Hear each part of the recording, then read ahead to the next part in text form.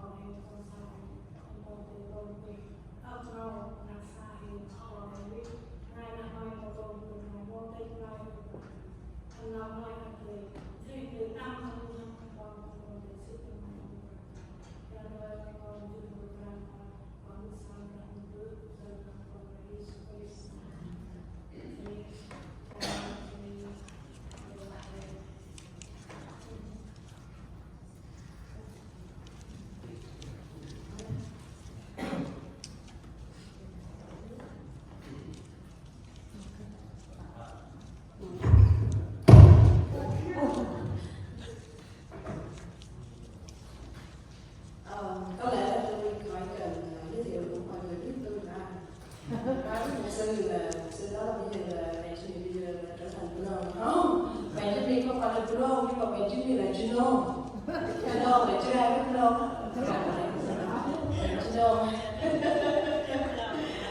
tạ ơn Chúa rất là phước hạnh để đến đây cùng chị em chúng ta nhiều rất là vui ha.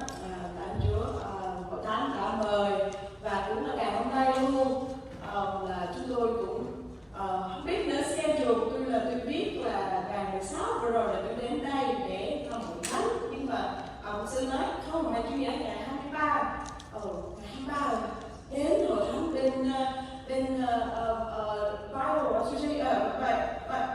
no Bible xong rồi ok thì ra là ngày hôm nay là tạ ơn Chúa vì Chúa đã dìu dắt ngày hôm nay đó mà thì cái đó không biết nữa, bởi vì chị em bên kia mà cứ bên này xong rồi ok thực sự là rất ngày hôm nay ngày hôm trước thì tôi có nhận được text từ bà mục sư là đây là chủ đề mà chúng ta sẽ học ngày hôm nay, và nó liên quan rất là nhiều trong đời sống của chúng ta. Tôi cũng muốn nói tiếng ngon lắm, chị em thông cảm nha, mà tôi cố gắng nói tiếng có lẽ là nếu mà có một câu ngon, nhưng mà tôi biết như thế này, sáng nay tôi cũng đọc một tiếng ngon. Ông mục sư không biết là ông mục sư chấm điểm mà sáng tôi đọc tiếng ngon 10 điểm luôn ạ. Tạ ơn Chúa, ngày hôm nay chúng ta sẽ học về cái chủ đề mà chúng ta đã đưa ra, đó là Chúa muốn hôn nhân của chúng ta bền vững, và trong Kinh Thánh đã hướng dẫn như thế nào. Chị em biết không, là tôi research thì tôi thấy rằng là cả thế giới này 1.8 1.8 per 1,000 people divorced. Right. Trong một năm đó, nó rất là nhiều luôn. Trong đời sống hiện tại bây giờ, bởi vì rất là nhiều người hiểu lầm hoặc là không có biết rõ về cái hôn nhân như thế nào, hoặc là Sa-tan ma quỷ đâu quấy rầy và chúng ta quên đi như thế nào đó, vì thế xảy ra đến cái sự tiếng Anh gọi là divorce, thì tất nhiên là đó là sự ly hôn, bỏ nhau, đúng không? Và ngày hôm nay chúng ta sẽ cùng tôi sẽ học chung trong sách Ma-thi-ơ, trong sách Ma-thi-ơ chương 19. Đây là những lời mà Chúa Giêsu đang ở đâu và Chúa Giêsu đi đâu và gặp đến ai, và Chúa Giêsu đã nói gì về hôn nhân, và chúng ta nên làm theo như thế nào và chúng ta hiểu được như thế nào. Trong sách Ma-thi-ơ chương 19 từ câu 1 cho đến câu 10, từ câu 1 cho đến câu 12, chúng ta sẽ đến câu 12 thôi. Cho phép đọc tiếng nôm nha, nếu không hiểu thì mọi người Cảm ơn. Yeah. No trả lời Urusai. Ta là trên trong tương lai nhỏ này, bằng tu tạo bước God Galilee, hằng thật God Judah, ta cả tế con ra không Judah, đó là xong Judah đúng không? Ghét nuôi tinh thần, chỉ đi bằng bự, bia cùng chỉ quét ta này, hung Pharisee hắn ép tăng kẻ lòng quỳnh bằng chỉ đi là vai lẽ ăn bu cho lấy ur, và Giêsu bảo là hôm nay mau mau quỳnh hẹn nào cùng chỉ ở các đi nằm hát chiên duwe wow chỉ duwe ur chỉ là hôm nay wow mà trả lời mẹ bữa ăn chỉ ngun riêng đã ur bằng chỉ đã hết chúng ta ra chiên tu mai sắc Ori tentang home chiên bè ốc, nghĩa là non tu về sắc. Đây là cái câu nói của chúng ta. Ori nuôi mong tuế tầm cặp ốc, đỡ nuôi ràng tu tầm họ tầm đặc chỉ hung Pharisee là nó bằng mất bư y một ít tâm ăn bư sắm bút tầm trả lời và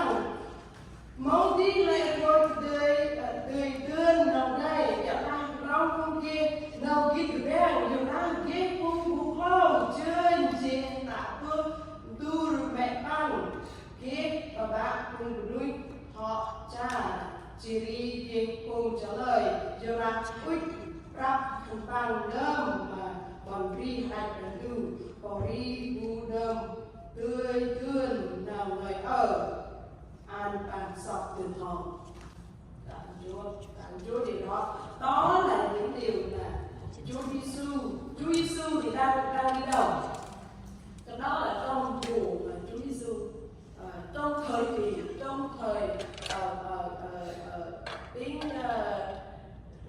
tiếng Anh gọi là the step of his mission. Đó là Chúa đang đi rao giảng và ai là người đang quấy rầy Chúa? Chị em biết không? Chính là những người Pha-ri-si hồi khi mà chúng ta đọc trong Kinh Thánh, cái ngày mà Chúa hứa chính Chúa Giêsu sẽ đến ngay từ từ, sẽ đến Jerusalem ngay từ từ. Ai là người sẽ bắt Ngài và sẽ tra tấn Ngài? Đó chính là những người tiếng Anh gọi priest. Những người đó họ nói họ là tin Chúa, đúng không? Nhưng mà không bao giờ tin Chúa Giêsu. Chính những người này lúc nào cũng tự cao tự đại, và chính những người này là người đang hỏi Chúa Giêsu cho chúng tôi bỏ vợ được không? Lý gì có thể gọi là bỏ vợ? Em buồn ngủ chưa? Không phải buồn ngủ đúng không? Lý gì rất là dễ nói, bỏ vợ bỏ chồng rất là dễ nói. Hôm nay tôi tức quá, tôi sẽ bỏ anh luôn. Hôm nay tôi tức quá, tôi xin lỗi, chúng ta không có hợp nhau nữa, bỏ đi. Hôm nay tức quá, hoặc là anh làm cho tôi buồn quá, chúng ta không có hợp nhau. Bố mẹ anh không có hợp với tôi, bố mẹ của tôi không có thương anh nữa. Xin lỗi, bố mẹ không có thương, chứ không phải là tôi không có thương. Thôi chúng ta cũng bỏ nhau. Đó là những gì mà chúng ta thường ma quỷ Sa-tan lúc nào cũng làm cho chúng ta, cái suy nghĩ của chúng ta, cái ánh mắt của chúng ta, cái nhìn của chúng ta theo con người nhìn thôi. Nhưng mà đó không phải là ý Chúa nhìn. Người Pha-ri-si đến gần với Chúa và thử Ngài rằng không cứ vì cớ gì người ta cho phép để vợ mình không? Hỏi ý kiến Chúa Giêsu, thử Chúa Giêsu trả lời như thế nào? Giả sử như bây giờ chúng ta đang có cái sự rối loạn trong cái tình yêu của chúng ta, trong cái hôn nhân của chúng ta hỏi Chúa ơi, cho con bỏ vợ con được không? Cho con bỏ chồng con được không? Chúng ta xem những cái Chúa Giêsu trả lời như thế nào. Vậy thì hôn nhân là gì? Hôn nhân là gì? Chị em tất cả biết không? Hồi xưa thực sự là trai của chúng tôi là không có sách Kinh Thánh cựu ước và chỉ có Tân ước thôi. Thực sự là không hiểu về lời của Chúa rõ ràng, bởi vì chỉ có Tân ước thôi. Khi mà chúng ta đọc Tân ước thôi là chúng ta sẽ không bao giờ hiểu cái câu chuyện đầu tiên mà Chúa tạo dựng nên con người là như thế nào. Bây giờ mình có tạm Chúa là bây giờ đơn của nó. Tôi rất là mừng khi mà tôi thấy ông xã tôi mở trong online mà có Kinh Thánh mờ lôn. Có đọc trong cái Bible app đó, nhưng mà lôn bên Campuchia tôi đọc nhưng mà tôi cười bởi vì mọi người ở đây thì không có hiểu, không có tiếng lôn như vậy, cho nên là có nhiều người cười. Nhưng mà thôi bây giờ thì phải chuẩn bị cố gắng đi kiếm lôn thực sự, đó là bên Việt Nam, không phải là lôn bên Campuchia, không phải thực sự nha, thực sự. Nhưng mà ở đây chúng ta nhiều người từ bên Việt Nam đúng không? Cho nên là đại chính mình cảm ơn Chúa là mình có Kinh Thánh, cả cựu ước, cả tân ước, tiếng nào cũng có. Cái đó là sự ơn phước từ Chúa bao cho con nhau chúng ta đầy dẫy đó. Và hồi xưa thì chúng ta luôn luôn hiểu sai về luật hôn nhân, và chúng ta khi luật hôn nhân của chúng ta lấy từ đâu? Con người của chúng ta lấy từ ông bà cha mẹ đời xưa chúng ta để lại. Đây là nâu gai đúng không? Nâu gai chúng ta phải theo nâu gai đúng không? Nâu gai chê là như vậy. Xin lỗi nếu mà tôi mà theo nâu gai chê là khó mà trở thành chứ không được ạ. Cho nên là cái đó là ý Chúa đã sắp xếp rồi, Chúa đã sắp đặt rồi. Người nào cũng vậy, nhưng mà người nào Chúa đã đem cho đời sống cuộc đời chúng ta đã trở thành một, ghép lại thành một. Giêsu ở đây câu hỏi là hôn nhân là gì? Chúa dựng nên một nam một nữ. Ai nói đó?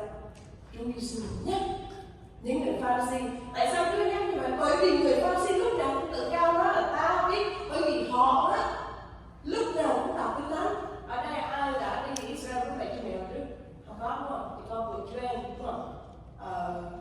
Ai đi được chỉ có buổi trưa thôi, đừng vào thăm mẹ đúng không? Khi mà chúng tôi đến chỗ đền thờ đó, họ cầu nguyện.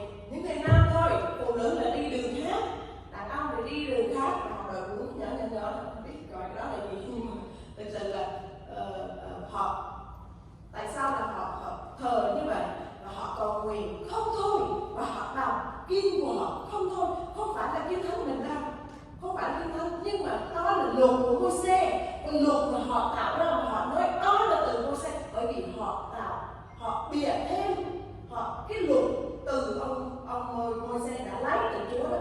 Chúng ta biết là luật từ Chúa là ông Môi-se lấy là 10 điều răn thôi, họ rất là nhiều điều răn, cho nên là bây giờ liên quan tới ông Môi-se đúng không?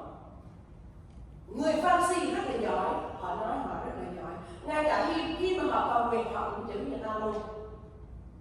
Anh chị em nhớ không cái câu chuyện của Chúa Giêsu đã nói những người Pha-ri-si đó, Chúa ơi, người tôi thấy kia là người phạm tội này kia, con là người cầu nguyện này kia, bởi vì đó là sự tự cao của họ. Con người như là lúc nào cũng có sự tự cao, bởi vì sao đã chúng ta mở cửa cho Sa-tan ma quỷ đã hướng dẫn cho chúng ta đi con đường tự tối, cho nên là chúng ta không có thấy được cái ánh sáng đó. Người Pha-ri-si hỏi Chúa rằng là bỏ vượt được không? Cái câu hỏi chúng ta chưa trả lời được. Chúng ta bỏ được không? Chúa Giêsu lấy Kinh Thánh, anh em không có biết hay sao? Đây là cái câu Kinh Thánh từ Sáng Thế Ký chương 2 câu 24, đó là khi mà Chúa đã tạo dựng nên, Chúa đã lấy cái xương sườn của ông Adam cho bà Eva. Khi mà hai người này, đây Chúa Giêsu nói như vậy, vì cớ đó người nam sẽ lìa cha mẹ người con. Đây rất là hay luôn. Ý Chúa Giêsu nói, các ngươi há chưa đọc lời chết của đấng tạo ra. Chỉ có đọc cái tên này mình cảm nhận được là Chúa đã yêu thương mình như thế nào. Đấng tạo hóa, chị em coi đi, là cái chữ mà đấng tạo hóa là viết hoa rất là sự tôn cao Chúa như thế nào, đúng không? Chỉ có chữ viết thôi người ta vẫn tôn cao Chúa như vậy.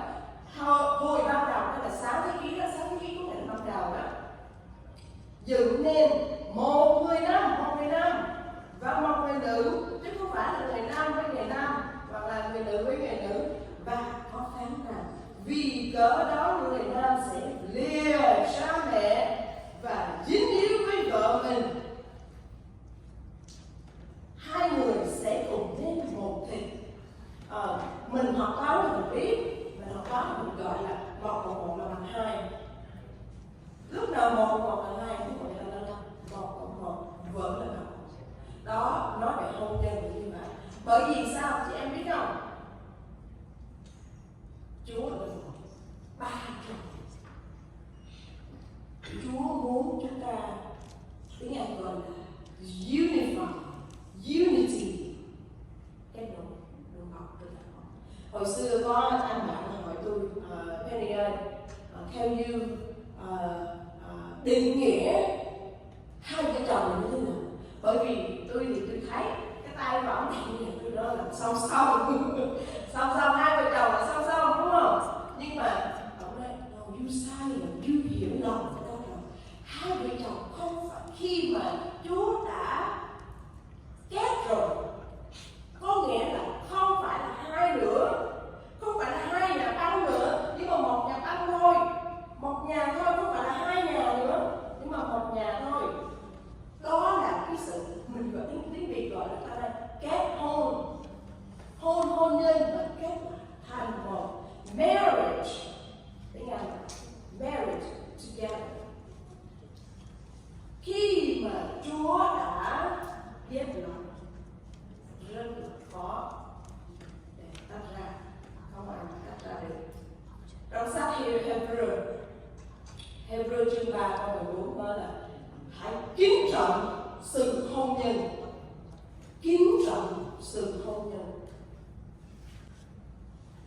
có khi thì chị em chúng ta quên, đúng không? Quên đi, đó là lời mà Chúa muốn cho chúng ta phải nhớ rằng những gì mà Chúa đã ban cho chúng ta rồi. Trong Châm Ngôn nói như vậy, ai tìm được, đây là cho những đàn ông nha, ai tìm được là có thể áp dụng được cho vợ này. Ai tìm được một người vợ, ai tìm được một người vợ, tức tìm được một điều phước, tức tìm được một điều phước, hưởng được ân điển của Đức Giê-hô-va. Mấy anh làm nhớ câu đó. Ai tìm được một người vợ, tức tìm được một điều phước, hưởng được ân điển từ Đức Giê-hô-va. Vợ không phải là tự nhiên mà có đâu, vợ là từ Chúa. Tôi hỏi tất cả chúng ta ở đây, có mục sư ở đây và ông chấp sự ở đây và tất cả chị em ở đây, có ai chúng ta trước khi chúng ta lấy vợ lấy chồng ta cầu nguyện để Chúa đem đến cho mình đúng tuyệt vời? Tôi không hỏi về quá khứ của chúng ta, bởi vì quá khứ của chúng ta là mỗi người khác nhau, và tôi không có nói là tôi là phần nào tôi đứng trước đây. Thực sự trước mặt Chúa biết điều đó, tội lỗi chúng ta rất là nhiều, và chúng ta làm sai trước mặt Chúa. Nhưng mà Chúa không có coi về quá khứ của chúng ta, nhưng mà Chúa coi hiện tại và tương lai như thế nào. Chúng ta có ăn năn hay không? Từ đây đến Chúa đến ngày Chúa đến, chúng ta có ăn năn hay không? Và chúng ta có chấp nhận, chúng ta có tiếp tục hầu việc Chúa và tiếp tục hầu bạn đời của chúng ta hay không? Đây không phải là một thôi nha, không phải là vợ thôi nha, mà hai luôn, hai người cùng nhau mà làm, cùng nhau mà tôn vinh Chúa, cùng nhau mà tiếng Anh gọi là glorify His name. That's all Chúa. Tại sao Chúa muốn chúng ta có hôn nhân bền vững? Trong Cô-rinh-tô thứ nhất chương 7 câu 10, 12, câu 10, 12, đó là lời Chúa truyền cho chúng ta không có được phép bỏ. Tại sao? Bởi vì người này làm như vậy, người này làm như vậy, cho nên là rất là khó. Bởi vì chồng tôi làm như vậy, cho nên tôi sẽ bỏ chồng tôi thôi. Đó là cái suy nghĩ của chúng ta. Lời của ta nói là những kẻ đã cưới gả, đây là ông Peter đã viết cho Cô-rinh-tô thì tôi bền, những chẳng phải tôi bền là Chúa truyền rằng vợ không nên lìa bỏ chồng, ví bằng phân rẽ nhau thì nên, đó là separation đó, nên ở vậy đừng lấy người khác. Hai là phải lại hòa thuộc với chồng mình, còn chồng cũng vậy, chồng cũng không nên để vợ có thể là bỏ vợ đến như những kẻ khác. Chẳng phải Chúa xong là chính tôi bảo họ rằng nếu anh em nào có vợ ngoài đạo, đây là những người mà chưa tin Chúa, bằng lòng ở đời với mình thì nên để bỏ. Đây là ông Phaolô nói về trường hợp của những người ở Cô-rinh-tô. Thời đó thì họ suy diễn, họ phân tích rất là khác về sự ở chung với nhau và ly dị như thế nào đó. Nhưng mà chúng ta coi Chúa Giêsu nói như thế nào. Rất là thích cái câu đó này. Vợ chồng không nên hai nữa, nhưng một thịt mà thôi. Vậy mọi người không nên phân rẽ những kẻ mà Đức Giê-hô-va, Đức Chúa Trời đã phối hiệp. Đức Giê-hô-va đã phối hiệp. Chị em chúng ta có suy nghĩ rằng là chồng của tôi là Chúa đã phối hiệp không? Thực sự là cái câu đó lúc nào cũng nói chúng ta đổ lỗi cho Chúa là người đẹp, người đó cho đến chúng ta, đúng không? Đấy, chúng ta ai đổ lỗi, nhưng mà đó không phải là lỗi của Chúa, chúng ta thì chọn, nhưng mà Chúa chấp nhận, Chúa sẽ ban phước nếu chúng ta làm theo lời của Chúa.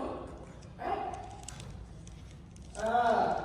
Đây là Chúa trả lời cho những người Pha-ri-si, nhưng mà người Pha-ri-si này cũng không có chịu thua luôn.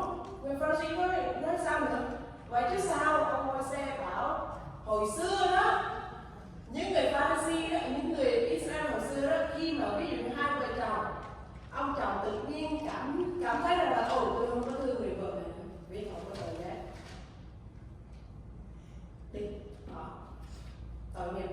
phụ nữ thời xưa. Chị em có cảm thấy mình hạnh phúc không là mình được ở nước Mỹ để có người Mỹ bảo vệ mình? Đúng không? Là thời xưa rất là khó khi được viết như vậy, người đó là phải đi. Và những người Pha-ri đều muốn áp dụng cái lời đó để làm cho những người vợ của họ thử Chúa Giêsu trả lời như thế nào. Nhưng mà Chúa Giêsu nói rằng vì cớ lòng các ngươi cứng cỏi, chứ không phải là vì ông Môi-se. Cái luật đã cho luật của Chúa là không được phép ly dị, không được phép bỏ, nhưng mà bởi vì ông Môi-se thấy cái điều đó cứng cỏi, cho phép thôi chứ không phải là luật cho phép, mà ông Môi-se cho phép thôi. Đó thì họ lấy cái con đó làm tội lỗi thêm. Ta phán cùng các ngươi ở đây, Chúa nói là ban đầu thì không có như vậy, bởi vì Chúa đã tạo dựng nên con người không phải là để lìa xa Ngài. Chị em nhớ không?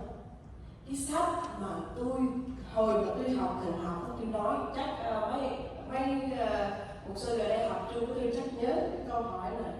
Mục sư hỏi là tất cả lời Kinh Thánh chép từ 6 thế ký cho đến Khải Huyền là có 66 sách trong Kinh Thánh đều là lời của Chúa. Trong sách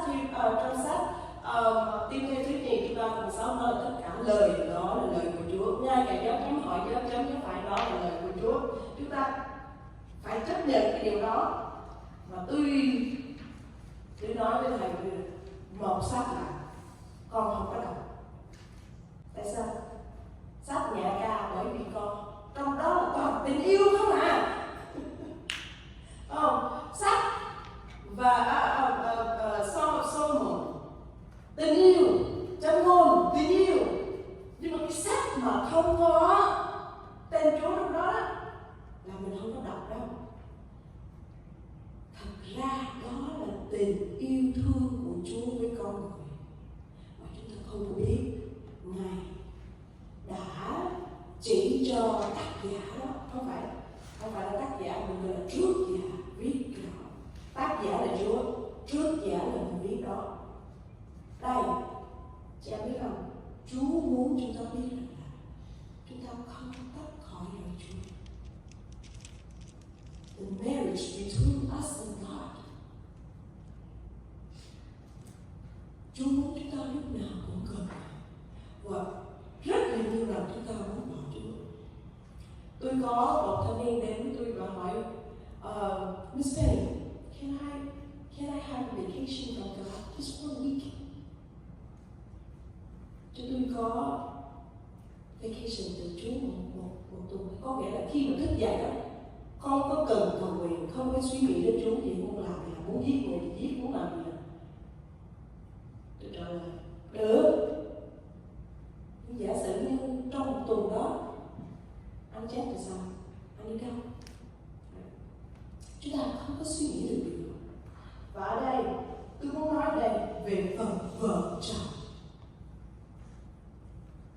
Cái điều quan trọng là chúng ta phải để Chúa trước hôn nhân của mình, chứ không phải là để chúng ta trước hôn nhân và để Chúa sau. Ai nói là vợ là số 1? Phụ nữ chúng ta có muốn trở thành số 1 của chồng đúng không? Có chứ. Tôi là số 1. Rồi nếu ra anh em thì em là số 1, con là số 2, nhà là số 3, công việc là số 4. Nhà thờ để đâu vậy? Bởi vì chúng ta quên đi đúng không? Chúng ta quên đi. Vợ là số 1. Đối với người Mỹ, phụ nữ là số 1. Vì không biết tại sao người Mỹ lại nói như vậy, nhưng mà thực ra là hãy để Chúa, không phải chồng số 1, không phải vợ số 1, nhưng mà để Chúa. Khi mà để Chúa số 1 đó, hai vợ chồng cũng trở nên số 1 bởi vì chúng ta marriage to each other. You get it? We are one with God because He wants us to be like Him, never separated. Không bao giờ tách ra. Những người Pha-ri-si này muốn bỏ vợ dễ dàng. Mong với nhau. Tôi không biết bữa đâu nhưng mà nhưng mà chị đang chúng khi mà đi gì á là phải trả nhiều lắm á. Đèn bắt bò luôn. Rồi không? Vậy khỏi bỏ nữa. Sợ lắm chứ.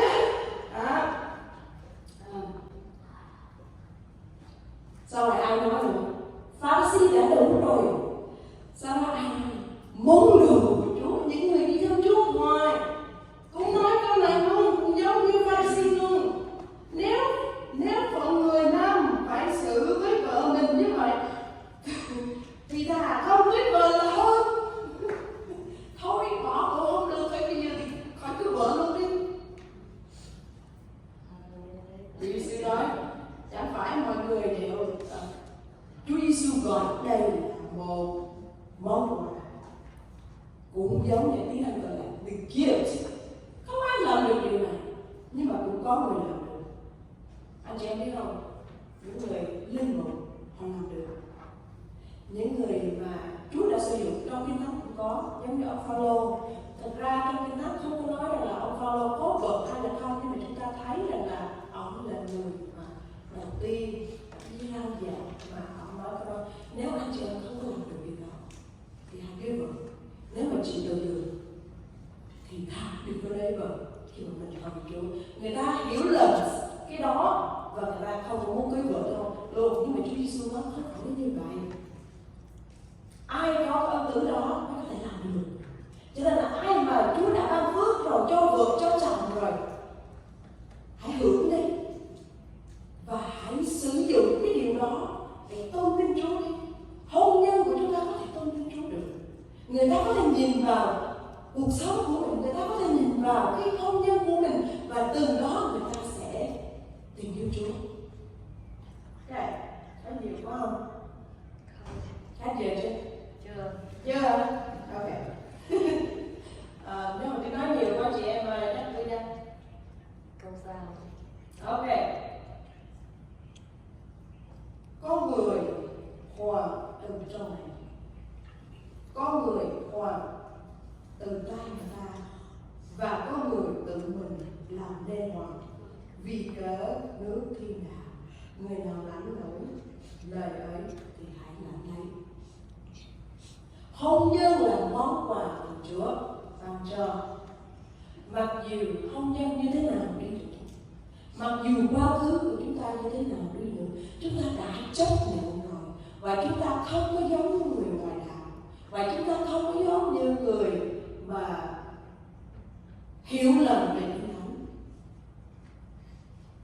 Chúa muốn chúng ta khác với những người kia, và chúng ta nên tôn trọng cái hôn nhân của mình như thế nào. Và từ cái điều này sẽ dạy cho con cái của chúng ta sau này. Con cái của chúng ta cũng nhìn thấy, ông bà sau này của tôi hôn nhân rất là nhiều người. Tôi nói thiệt chị em ơi, bây giờ tôi có thể nói lên hôn nhân của cô mẹ chồng của tôi. Mặc dù che của tôi là tôi không có gặp mặt được, nhưng mà tôi có nói chuyện. Một vài lần trước khi ông mất, thực sự theo người ta kể là họ không bao giờ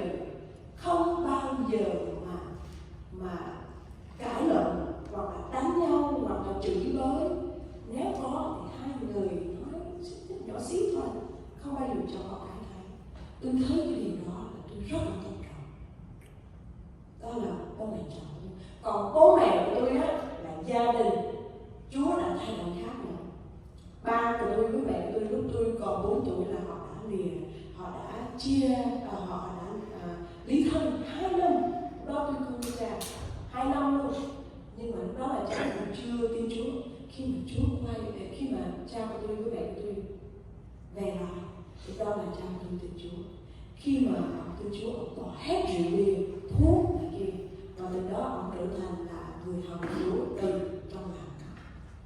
Và người ta thấy điều đó, gia đình này đã có Chúa, họ thay đổi cái cuộc đời. Anh chị biết không? Cái điều đó từ những việc mà chúng ta hành động thôi, từ cách sống ăn nói của chúng ta thôi, vợ chồng của chúng ta thôi, và ta thấy ta sẽ thay đổi. Không phải là chúng ta thay đổi lòng người ta đâu, chính chúng ta nên thay đổi lòng. Làm thế nào? Bây giờ tới làm thế nào?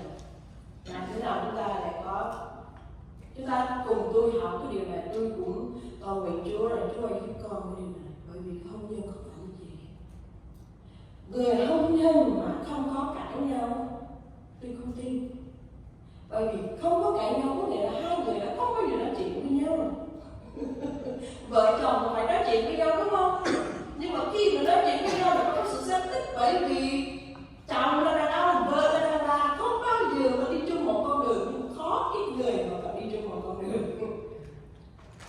Chả biết không? Bởi vì là chúng ta mở cửa cho ma quỷ hành động, hướng dẫn chúng ta, cho nên là môi miệng chúng ta rất là dễ lỡ chúng ta rất là lỡ nói.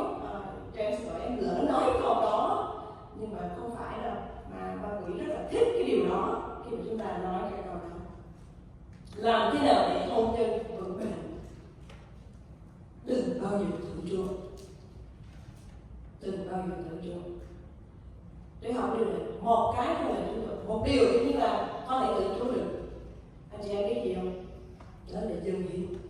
Thử Chúa nói thử trong sách Malachi, thử ta sẽ đợi phước từ cửa, mở cửa sổ từ trên trời và báo phước cho các con.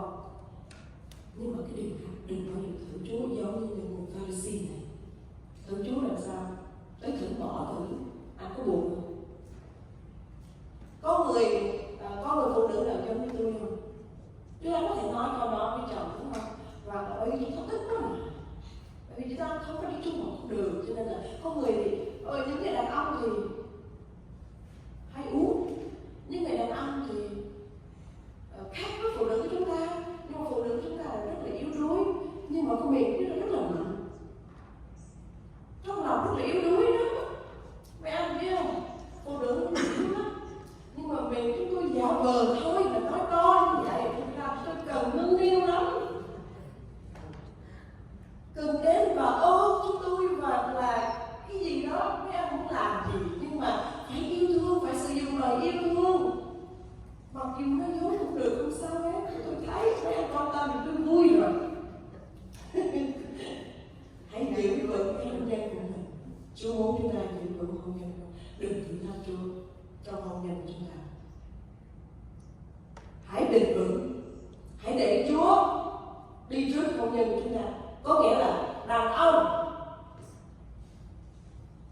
đừng bao giờ để đàn bà đọc kinh thánh thôi. Những ông chồng, anh chồng á, đừng có để những chị vợ đến anh ơi đúng giờ đọc kinh thánh rồi, đừng có để như vậy. Mấy anh đi trước đi, hướng dẫn vợ, bởi vì chúng tôi lúc nào cũng đằng sau với anh. Mặc dù chúng tôi đi trước nhưng mà trước mặt chúng tôi lúc nào cũng đằng sau với anh. Không, Chúa muốn như vậy. Thứ tự, Chúa là Chúa của thứ tự, Chúa thích thứ tự. Thực sự là như vậy. Đừng để sự tham dâm che đậy sự trong sạch. Chị em biết chữ tham dâm, mà tôi không biết là tiếng Rome thế này, mà tham dâm là ánh mắt của chúng ta, phụ nữ chúng ta. Khi mà thấy mấy anh có cái sầu to hoặc cái gì trên đường, nhìn đừng có so sánh với chồng. Hãy yêu chồng, bỏ ghét. Đó là của người ta, còn mình là của mình ở nhà. Mình nên coi trọng chồng mình ở nhà đi, bỏ cái kia đi. Chỉ coi một tí thôi. Có thể coi một tí, nhưng mà đừng có để cái điều đó trở thành tội lỗi. Chỉ ngắm một xíu thôi. Đừng có để điều đó trở thành tội lỗi chị em ơi. Thực sự là có thể coi mà chúng ta có thể lướt qua, đúng không? Đàn ông cũng vậy, đừng có để những phụ nữ kia mà hơn vợ mình. Vợ mình dù sao đi nữa vẫn số một của mình, đúng không? Chồng mình cũng vậy, dù chồng mình như thế nào đi nữa, đây là món quà Chúa đã ban cho mình.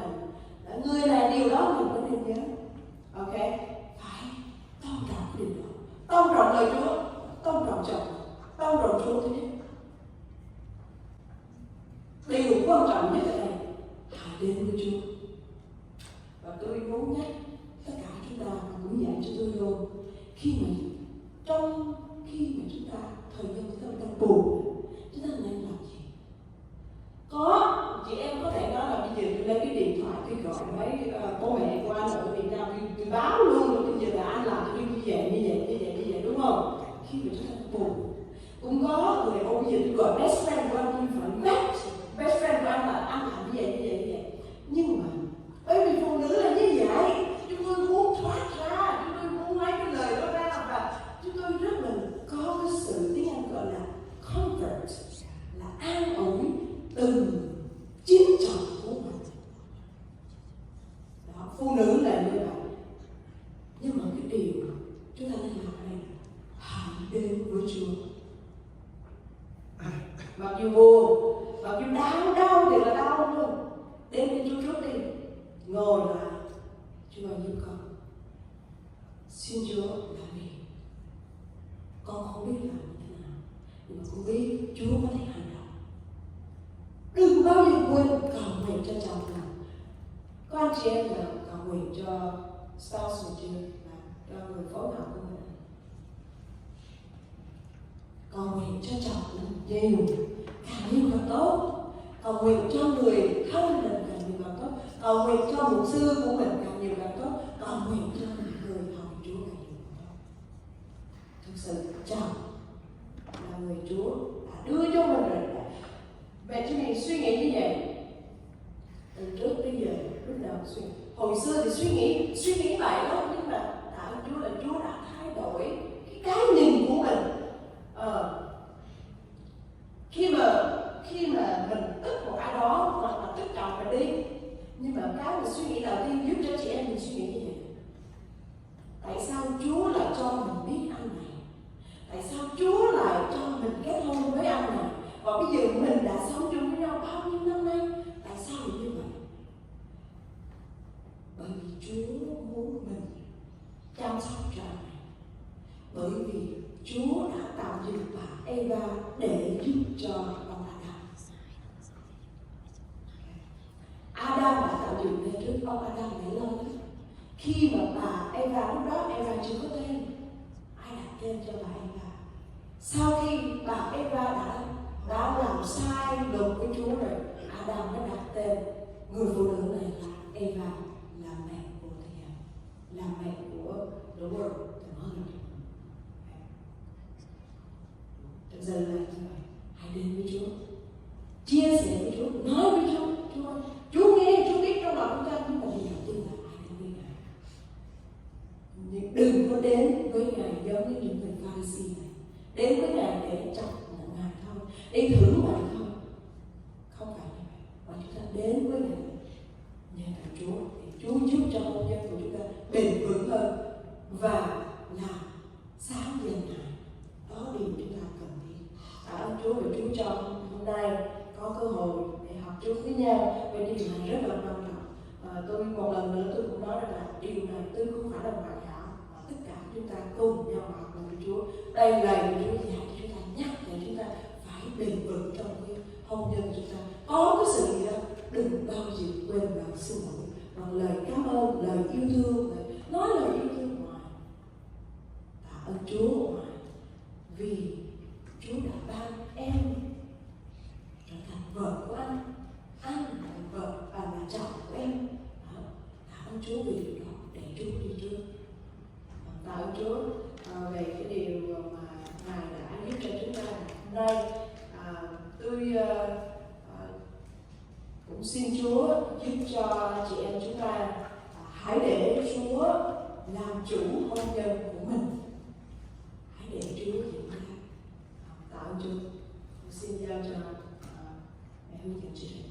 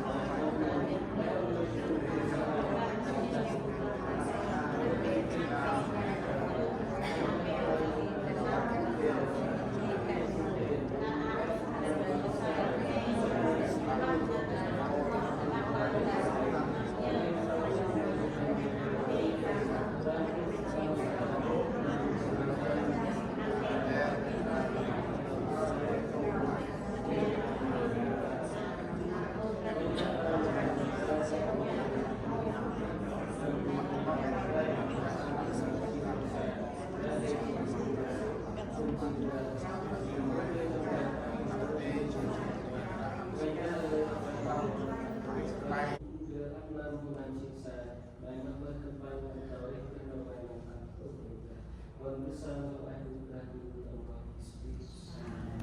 Jadi kita akan melakukan lingkungan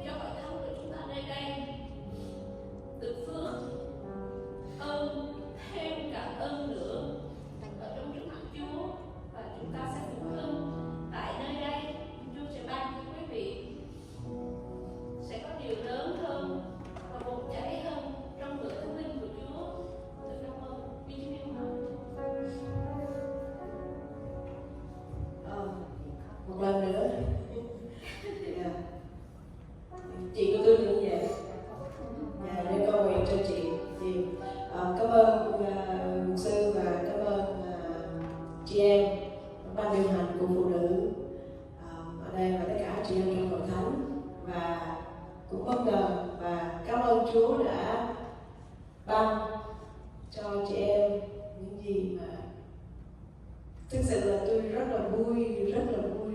Tôi không bao giờ quên hội thánh này và tôi không nghĩ rằng là đây, chị em biết không, đây trở thành là nhà của mình, và Chúa đã ban phước cho hội thánh được có cái hội thánh này. Và cái điều mà Chúa đã ban cho chúng ta đã có rồi, và điều tiếp theo chúng ta cần phải làm đó là chăm sóc về tâm hồn của chúng ta, tâm linh của chúng ta, làm việc như thế nào. Hãy kết nối với ban điều hành của association, nên association chúng ta là một, nên là chúng tôi rất là mong rằng là tất cả chúng ta cùng làm việc chung với nhau. Tôi cũng cảm ơn bà mục sư nhiều lắm, và lúc nào cũng gọi hỏi thăm lẫn nhau. Và nếu mà chị em có câu hỏi gì hoặc là trong cái chương trình của phụ nữ của mình trong hội thánh á, có câu hỏi gì hoặc là cần có cái sự training nào đó, lớp nào đó, xin báo cho chúng tôi biết để chúng tôi có thể giúp được, chúng tôi sẽ giúp về cái training. Ở đây là chúng ta có 5 hội thánh ở bên Greensboro, nếu mà có cái sự training chung, và 4 hội thánh của Bruno và hội thánh Chirai, đúng không, ở bên Greensboro, ngay cả Winston-Salem luôn. Và nếu mà có cái sau này mà chị em có cái cần có cái sự training nào đó, cái sự huấn luyện gì đó, hội thánh, ông mục sư và ban trị sự sẽ thông báo cho ban điều hành của association, chứ không phải là từ ban điều hành của association sẽ nói cho chúng tôi biết là tôi sẽ như thế nào đó có thể giúp được chị em càng ngày càng gần gũi hơn. Và cũng tiện đây luôn là tôi cũng kêu gọi tất cả chị em chúng ta và chuẩn bị, hồi nãy chúng ta cũng quên thông báo luôn là chị em sẽ nhận được một cái thư viết, đó là thư từ tôi sẽ gửi cho hội thánh là ngày 21 tháng 9 là chúng ta sẽ gặp nhau tại Greensboro, tại hội thánh Grace Community, đó là của ông mục sư Bà Hiếu Quảng Điền. Và xin tất cả chị em chúng ta mặc đồng phục giống mẹ chúng đi lên, đó là Bruno đó, phải mặc như vậy ha. Và chị em vì thế mẹ chúng đi mới nói ủa bây giờ là mình là Bruno với chị em, như mình nên mặc cái gì, hay là mặc váy Bruno, mặc áo chị em đi Mặc khác đồ Bruno. Phải đồ Bruno. Cho nên á là ngày hôm đó là mọi sắc tộc mình phải mặc cái áo đồng phục riêng của mình ha. Và ngày hôm đó thì chúng ta sẽ nhóm đặc biệt, không thể giống như hồi trước, bởi vì ngày hôm đó là chúng ta sẽ tổng kết. Và một điều nữa là xin ban điều hành của phụ nữ trong hội thánh của mình đây viết cho tôi một cái bản báo cáo về cái sự hoạt động của phụ nữ của mình trong hội thánh trong năm 2024 này, để ngày hôm đó thì chúng ta tổng kết chung luôn, ngắn gọn thôi, và chúng ta hoạt động như thế nào và thường bao nhiêu người đến nhóm, hoặc là số của phụ nữ trong hội thánh của mình như thế nào. Như vậy đó thì viết trong một cái bản báo cáo bằng tiếng Bruno. Nếu chị em không có biết tiếng không viết được tiếng Việt, không biết tiếng Bruno không được, sao hết. Mặc dù mẹ chúng mình không biết tiếng Bruno nhưng mà có người thông dịch cũng sao. Cho nên là chị em cố gắng làm cái điều đó trong tháng này là tháng 7 này nha. Thì mong rằng là ngày đó là thứ bảy đó, mà chị em chúng ta ai làm đeo đó xin chúng ta xin nghỉ ngày hôm đó và đến nhóm cùng chúng tôi, bởi vì mỗi lần nhóm á toàn là thấy mặt mày chuyên biệt, toàn là thấy mặt mày tăng không ạ, nên là cũng rất là cần có sự góp phần từ tất cả chị em. Và cái ngày hôm đó, và điều nữa là ban điều hành cũng đang nói chuyện với bên association rằng là năm sau là chúng ta sẽ có cái sự bầu cử, đó là những người hầu việc Chúa, và sẽ có cái term mới, đó là có thể là những người mới hoặc là những người cũ sẽ làm việc chung với nhau, và ban điều hành rất là cần có sự góp phần từ tất cả chị em chúng ta cùng nhau mà làm việc trong association chúng ta. Chúa và cảm ơn tất cả mục sư và ban phụ nữ và tất cả anh chị em. Sư hết bằng nào.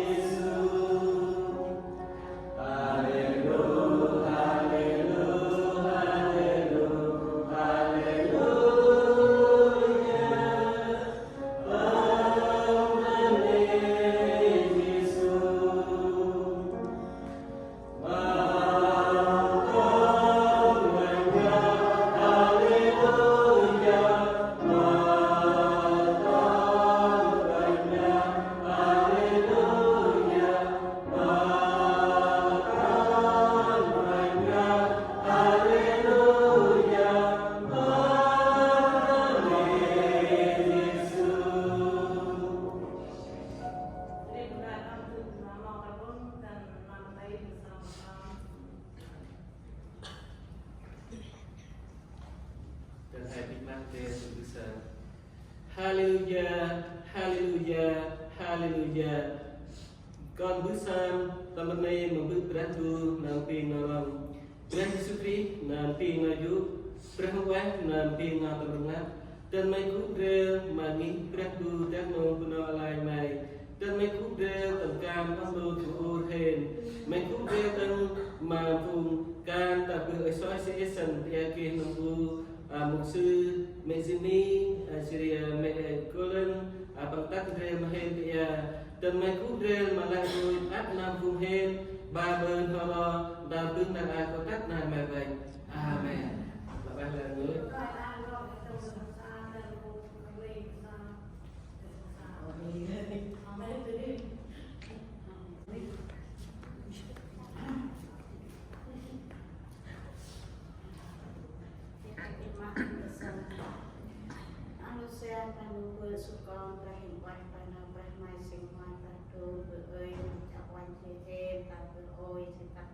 Tempat mengubur anak orang berhasil kemana akhir bergabungkan mengubur hem cuman kamu yang berkandung mai kudel mereka dalam situ menghen sabtu susah saat bel terhektir berbagai macam taman mai kudel mai tinggal berhen susah yang macam tempat mengar perang mengal wajib nambusel dan kemudian waktu itu temen melak nenam among Yesus Kristus. Amen.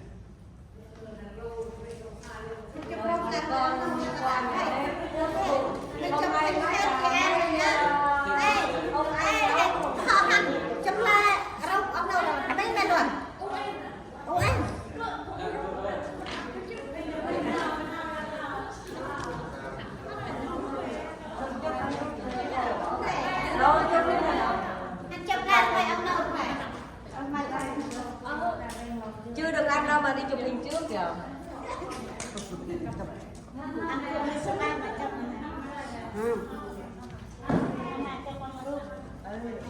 Trăm rượu kinh nghiệm. Hãy subscribe cho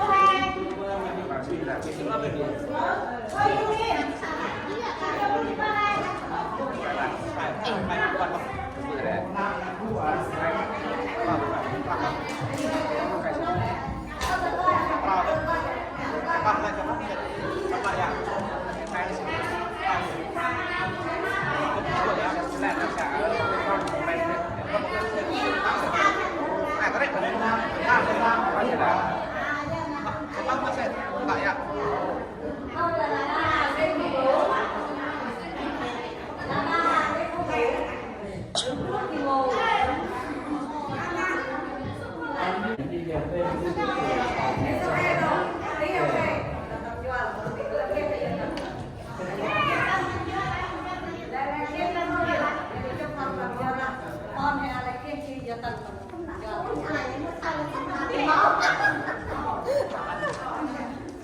Mời chị em cùng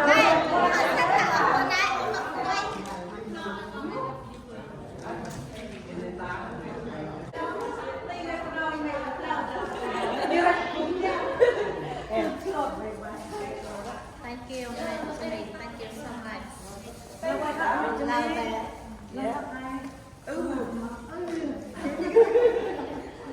Mẹ cho mày là mình coi không có dân sẵn lạ nhưng chị em của mình đi được gặp mà được Anh stop chứ nhà cửa hơn 5 tỷ. Ở trong đó về cái discipline I stop, okay? ai biết xem cái việc này vào đâyพวกอนูร์เฮนระบุนนันฮานุยอนูร์ปูนิพระเตียงมงปุนาอะไรนี่ละตามพันซอกโดยชงโดยชา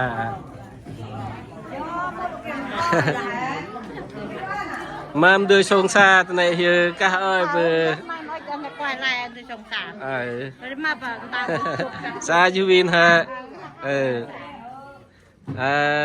อักบืนโดยชงชาอนูร์เตียว้าวกี่เปียบเฟเวอริตกึบเยลทางเปียบปูเตียฮะkasihเราตังวูกังั้นเนี่ยอักเปียบเราอนูร์เตียบืนระเปียบปูเปียบไปเกตี้ทำไมเฮ้ยโอเคซานไม่จะมีฮะ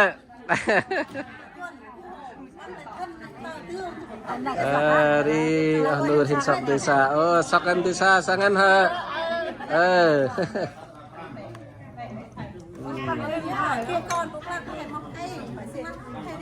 อเคละไว้แล้วเลยชานจีวินฮะ